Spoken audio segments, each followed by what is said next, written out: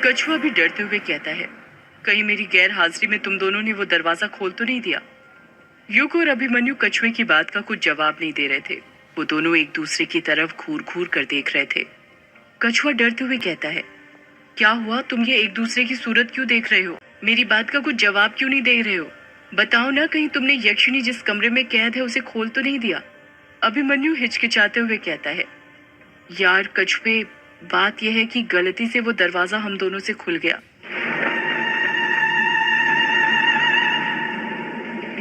जैसे ही अभिमन्यु ये बात बोलता है, कछुआ हकलाते हुए कहता है, क्या कहा?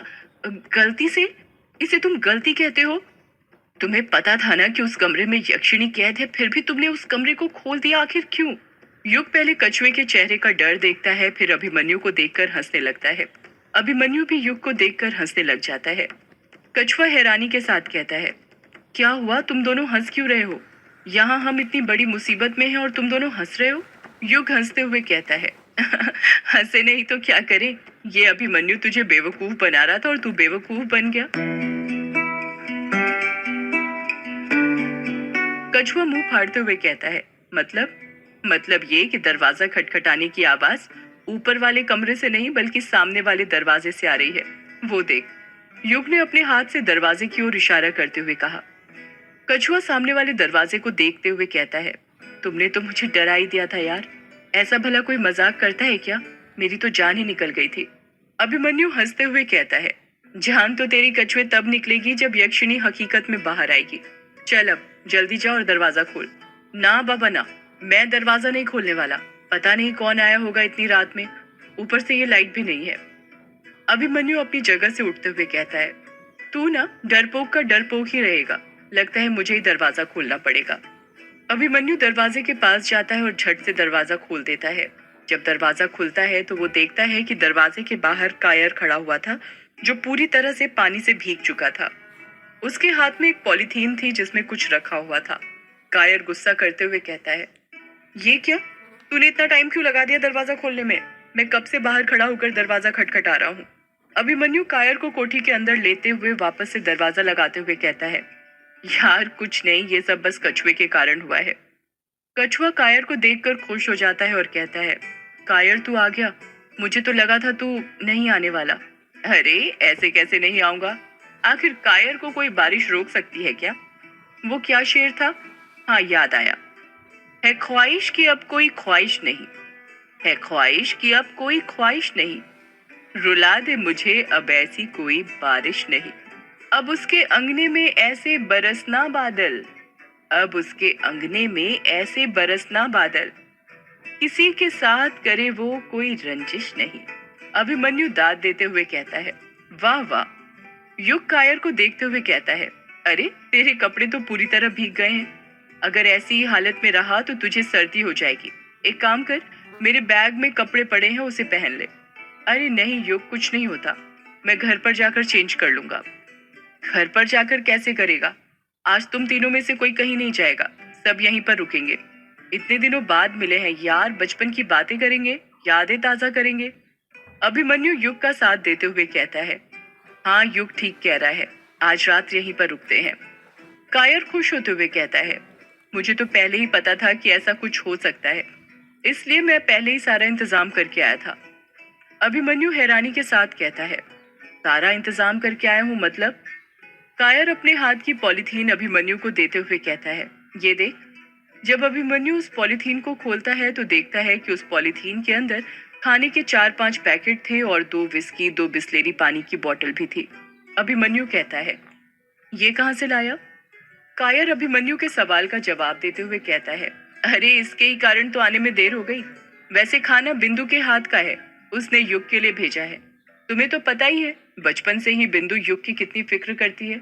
कछुआ उदास होते हुए कहता है, यार क्या बिंदु ने बस युग के लिए खाना भेजा है, हमारे लिए नहीं भेजा? अरे कछुए, बिंदु को पता था कि हम तीनों भी उसके साथ हैं, इसलिए उसने हमारे लिए भी खाना भेजा है। फिर मैंने सोचा यदि सिर्फ खाना ही खाएंगे तो मजा नहीं आएगा, इसलिए फिर मैंने गला गीला करने का सामान भी खरीद लिया। युग हैरानी के साथ पूछता है, गला गीला करने का सामान मतलब विस्की यार।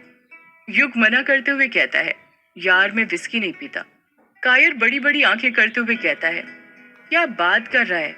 शहर में रहकर तू नहीं पीता? नहीं यार, जरूरी थोड़ी है जो शहर में रहता होगा वो पीता ही होगा। सिर्फ विस्की क्या, मैं कुछ नहीं पीता और ना ही सिगरेट पान गुटखा कुछ खाता हूँ। इससे सेहत पर असर पड़ता है। कछुआ बीच में ही युग को टोकते हुए कहता है। ओ ज्ञानी बाबा, तू नहीं पीता तो मत पी। हमें ज्ञान मत दे, समझा? हमें पता है हमारी सेहत के लिए क्या अच्छा है। तेरे हिस्से की भी मैं पी लूंगा, ठीक? उसी तरह जिस तरह मैंने कायर के हिस्से की झाड़ू लगाई है। कछुए की बात सुनकर सब हंसने लगते हैं। अभिमन्यु कायर से कहता है, कायर जाकर तू चेंज कर ले। लाइट तो पता नहीं कब तक आएगी, उसके आने का इंतजार नहीं कर सकते। कायर अभिमन्यु के सवाल का जवाब देते हुए कहता है, यार लाइट आज शायद ही आए। गांव में बहुत बड़ा शॉर्ट सर्किट हुआ है और सुनने में आया है आज रात तूफान आने वाला है। जोरों से बारिश होगी, ऐसी बारिश जो सालों से नहीं हो। कछुआ हैरानी के साथ कहता है, क्या बात कर रहा है यार? हाँ यार सच। कछुआ डरते हुए कहता है, युग और अभिमन्यु, तुम दोनों ग्रेवयार्ड कोठी के सारी खिड़की दरवाजे बंद कर दो। पता नहीं कब क्या हो जाए। इतनी मेहनत से सफाई की है, अगर कचरा अंदर आ गया तो फिर से सफाई करनी पड़ेगी। अभिमन्यु कछुए को ताना मारते हुए कहता है, हाँ हम दोनों सारी खिड़की दरवाजे बंद कर दें और तू यहाँ मजे से आराम फरमा, है ना? अरे नहीं यार, तुम्हें तो पता ही है अंधेरे से मुझे कितना डर लगता है। अगर तुम काम कर लोगे तो क्या हो जाएगा? युग अपनी जगह से उठते हुए कहता है, अभिमन्यु, हम दोनों को ही सब खिड़की दरवाजे बंद करने पड़ेंगे। तुझे तो पता ही है इसकी आदत, इससे कुछ नहीं होने वाला। रात के 10 बज रहे थे और बाहर जोरों से बारिश हो रही थी। लाइट अभी तक नहीं आई थी, पर लैंप वाले झूमर को उसकी जगह पर लगा दिया गया था। झूमर के अंदर के सारे लैंप को जला दिया गया था, जिस कारण कोठी में हल्की हल्की पीली रोशनी चारों तरफ फैली हुई थी। उसी लैंप वाले झूमर के नीचे युग, अभिमन्यु, कछुआ और कायर खाने और पीने का सामान लेकर बैठे हुए थे। कायर ने कपड़े चेंज कर लिए थे। कछुआ खाने की पॉलीथीन देखते हुए कहता है, जल्दी ओपन कर भाई, अब सब्र नहीं होता, बहुत तेज भूख लगी है। कायर खाने के डिब्बे पॉलीथीन के अंदर से निकालते हुए कहता है, निकाल रहा हूँ यार, सब्र तो कर थोड़ा। कायर पॉलीथीन के अंदर से खाने के 4-5 डिब्बे निकालता है। जैसे ही कायर पहले डिब्बे पर से ढक्कन उठाता है, खाने की महक चारों तरफ फैल जाती है। युग खाने की खुशबू सूंघते हुए कहता है, वाह यार, खुशबू तो बहुत अच्छी आ रही है। कायर कहता है, अच्छी क्यों नहीं आएगी, आखिर मेरी बिंदु ने जो बनाया है। वैसे ये है क्या, बैंगलोर में तो ऐसा खाना नहीं मिलता। बैंगलोर में ये कैसे मिलेगा? ये तो मेघालय की फेमस डिश है ना, इसे जादू कहते हैं। जादू मतलब? जादू जो होता है ना, ये एक प्रकार से लाल चावल होता है जो पोर्क, चिकन या मछली के साथ पकाया जाता है। बिंदु ने इसे चिकन के साथ पकाया है। इसे बनाने के लिए पहले हरी मिर्च, प्याज, अदरक, हल्दी, काली मिर्च और तेज पत्ते का पेस्ट बनाया जाता है, जिसके बाद मांस के छोटे छोटे टुकड़ों के साथ तला जाता है। बाद में इसमें लाल चावल यानी जादू मिलाकर पकाया जाता है। कायर की सारी बात सुनने के बाद कछुआ हंसते हुए कहता है, देख रहे हैं ना युग, बिंदु के साथ रहने का असर, बंदे को ये तक पता चल गया कि जादू बनाया कैसे जाता है। वैसे शादी के बाद एकदम परफेक्ट पति बनेगा तू। तू न शायर से बावर्ची बन जा, सही रहेगा तेरे लिए। कायर कछुए की बात का कुछ जवाब नहीं देता, क्योंकि उसे पता था जवाब देना बेकार है। कायर दूसरे डब्बे में से ढक्कन हटाते हुए कहता है, ये दो नयोंग है। दरअसल ये सुअर के मांस की करी है, जिसे बहुत ही लाजवाब तरीके से पकाया जाता है। इसमें फ्राइड पोर्क को चावल और गाढ़ी ग्रेवी के साथ बनाया जाता है, जो कि साथ परोसा जाता है। काला तिल इस डिश की जान होती है, जो इसमें अनूठा स्वाद देता है।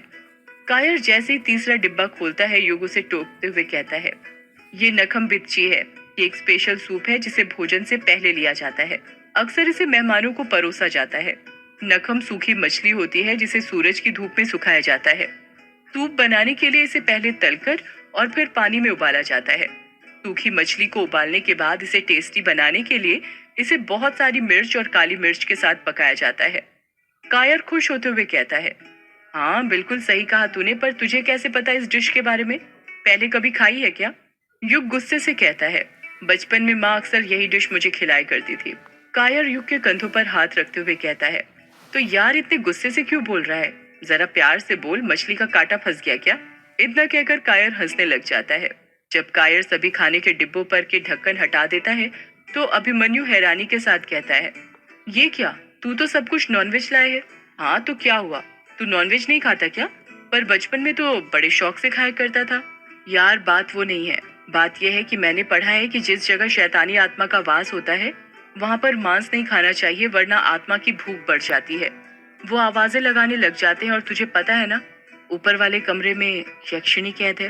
कायर चिढ़ते हुए कहता है, यार अभिमन्यु तू फिर शुरू हो गया। माना तू पैरानॉर्मल एक्सपर्ट है, पर तेरी ये पैरानॉर्मल एक्टिविटी हर जगह मत लाया कर, समझा? यार मैं मजाक नहीं कर रहा, सच में। कछुआ कायर और अभिमन्यु को बीच में ही टोकते हुए कहता है, बस करो यार, तुम दोनों मुझे चैन से खाना तो खाने दो, और खाने के वक्त यक्षिणी की बात मत करो, समझे? कछुआ विस्की की बोतल अपने हाथ में लेते हुए कहता है, बस एक बार ये विस्की मेरे अंदर उतरने दो, फिर देखना अंदर का सारा डर बाहर होगा। सब लोग खाना खाना शुरू कर देते हैं। कछुआ खाना खाने के साथ विस्की के पैक भी पीते जा रहा था और अभिमन्यु खाना कम पी ज्यादा रहा था। उसके एक हाथ में विस्की का गिलास था तो दूसरे हाथ में सिगरेट, जिसके वो लंबे लंबे कश लगाए जा रहा था। रात के 3 बज रहे थे। ज्यादा शराब पीने की वजह से अभिमन्यु, कछुआ और कायर जमीन पर ही सो गए थे। युग भी उनके पास ही रखे सोफे के ऊपर सो रहा था। युग सो ही रहा था कि तभी उसे एक सपना आता है। उस सपने में वो देखता है कि उसके पापा और वो बैंगलोर के एक्सीलेंस बोर्डिंग स्कूल के दरवाजे के सामने खड़े थे। ये वही दिन था जब युग ने आखिरी बार अपने पिता को देखा था। इस वक्त युग 6वीं क्लास में था और युग के पिता उसे बोर्डिंग स्कूल में छोड़ने आए थे। युग के पिता की आंखों में नमी साफ दिख रही थी। युग के पिता पैरों के बल बैठते हुए युग से कहते हैं, बेटा, मुझे पता है अभी तुम्हारी उम्र बहुत कम है, पर मेरे पास इसके अलावा और कोई रास्ता नहीं है। तुम मुझे कभी गलत मत समझना। ये फैसला मेरा नहीं, तुम्हारी माँ का है। और बेटा, तुम जानते हो ना कि तुम्हारी माँ के आगे किसी की नहीं चलती। वो कितनी जिद्दी है, अपनी बात मना कर ही मानती है। युग रोते हुए कहता है, पापा, मम्मी ऐसा क्यों कर रही है? वो मुझे आपसे दूर क्यों कर रही है? मैं आपके साथ रहना चाहता हूँ पापा। रहना तो मैं भी तुम्हारे साथ चाहता हूँ बेटा, पर मैं हालातों के आगे मजबूर हूँ। पता नहीं तुम्हारी माँ तुम्हें बोर्डिंग स्कूल क्यों भेज रही है। मेरी तो समझ नहीं आता कि एक माँ इतनी निर्दयी कैसे हो सकती है। तुम्हारी माँ के अंदर जरा सी भी ममता नहीं है। बेटा, मुझसे बहुत बड़ी गलती हो गई जो मैंने तुम्हारी माँ से शादी की। पर पापा, मम्मी तो मुझसे बहुत प्यार करती है ना।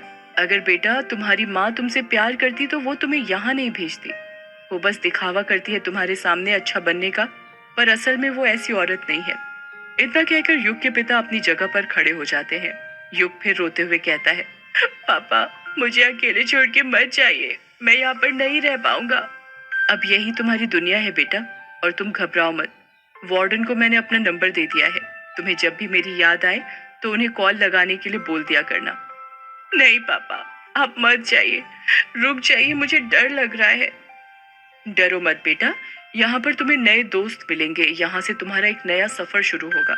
युग अपने पिता की उंगली पकड़ते हुए कहता है, नहीं पापा, मैं आपके और मम्मी के बिना नहीं रह पाऊंगा। मुझे भी अपने साथ ले जाइए। मैं अब मस्ती भी नहीं करूंगा। आपकी और मम्मी की सारी बात मानूंगा, पक्का, प्रॉमिस। युग के पिता युग के हाथ से अपना हाथ छुड़ाते हुए कहते हैं, तुम्हें अकेले रहना सीखना पड़ेगा बेटा। हो सके तो मुझे माफ कर देना बेटा। मैं तुम्हें अपने से दूर होने से रोक नहीं पाया।